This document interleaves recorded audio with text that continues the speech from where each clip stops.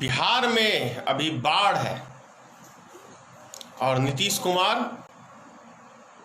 कौन सा कहावत कहते हैं, बिहार में बहार है नीतीश ही कुमार है। तो अब क्या कहें, बिहार में बाढ़ है नीतीश ही कुमार है। हर साल बाढ़ आती है और तबाही मचाती है। बदले में ये सरकार करती क्या है बिहार के लिए? शायद इस साल जो बाढ़ आया है 87 से भी भयंकर बाढ़ है, लेकिन उससे भी बड़ी बात यह है कि इतनी तबाही मचाने के बाद भी बाढ़ क्षेत्र घोषित नहीं किया गया है मधुबनी जिला को। और कई ऐसे जिले हैं, एक एक किसान का फसल नष्ट हो गया है, डूब गया है, लोगों के घर तबाह हो गए, लोगों की फसलें तबाह हो गई, लोगों के घर में पानी घुस गया, एक एक मंजिल तक पानी चला गया। लेकिन उसके बाद भी राहत नाम की कोई चीज बिहार सरकार ने अभी तक नहीं की है। अब इससे ज्यादा और शर्मनाक बात क्या हो सकती है? क्यों आती है बिहार में हर साल बाढ़? यह सबसे बड़ा प्रश्न है। जानते हैं क्यों आती है? क्योंकि नीचे से लेके अधिकारी ऊपर की कुर्सी तक जो बैठे हुए हैं वो चोर और एक भ्रष्ट और एक करप्ट अधिकारी हैं और नेता हैं। चाहे सरकारें किसी की रही हो,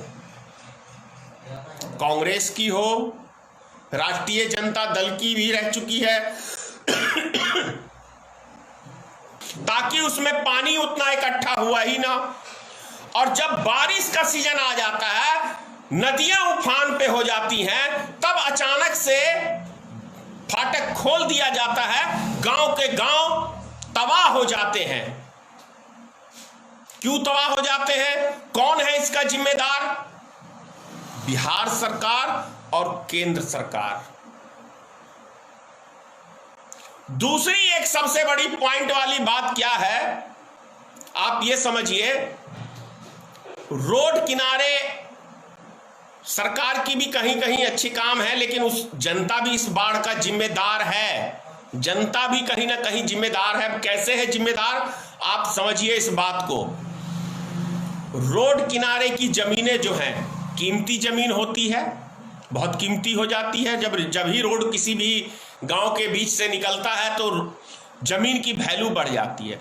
अब रोड किनारे में पानी के बहाव के लिए छोटे छोटे पुलिया टाइप के बनाती है सरकार, ताकि उससे पानी का निकासित हो जाए। लेकिन आदमी अपनी लालच के अंदर करता क्या है, रोड किनारे की जमीन है, उस पुलिया को भर दिया जाता है। अब भर जब देंगे हम पुलिया को, तो पानी जल जमाव खेतों में होगा, खेतों में जल जमाव होगा तो वो रोड पे पानी आएगा, रोड पे पानी आएगा तो वही आपका बहुत बड़ा क्षति होगा। तो इसके जिम्मेदार कहीं ना कहीं आम जनता भी है इसकी। तो ये सब चीजें तालमेल दोनों ही तरफ से कहीं ना कहीं थोड़ा बहुत खराब है। जनता भी जिम्मेदार है। मैं अपने पंचायत की बात कह रहा हूं, इस साल हमारे पंचायत को भी डुबोया है बाढ़ ने। बगल में रजौरा पंचायत है हमारा, पानी का जल जमाव इतना जबरदस्त हो गया कि प्रशासन को नहर काटना पड़ा, तब जाके यहां इलाके का पानी खाली हुआ। तो सरकार की भी गलती है, जनता की भी गलती है। ये सब चीजें हम लोग को देखना पड़ेगा, समझना पड़ेगा, तब जाके हम इस बाढ़ से छुटकारा पा सकते हैं। उससे भी जरूरी है कि भारत सरकार ठोस कदम उठाए, नेपाल सरकार से बातचीत करके कि आखिर पानी का कोई सिस्टम से आप खोले पानी को, ताकि यहां बाढ़ ना आए। लेकिन नहीं, हमारी ये नपुंसक सरकार, मोदी सरकार कहीं ना कहीं घूम फिर के आ जाता है। क्या करूं, सरकार ने ऐसा काम ही किया है, क्योंकि नेपाल जैसा देश हमें आंख दिखा रहा है, तो नपुंसक सरकार ही कहूंगा। तो ये सब चीजें भी हमें देखनी पड़ेगी। सरकार को ठोस कदम उठाना चाहिए, नेपाल से बात करना चाहिए, बिहार सरकार को और केंद्र सरकार को, ताकि बिहार से, बिहार की जनता को जो तबाही होती है वो तबाही ना हो। जय हिंद, जय भारतीय मित्र पार्टी, जय माता की।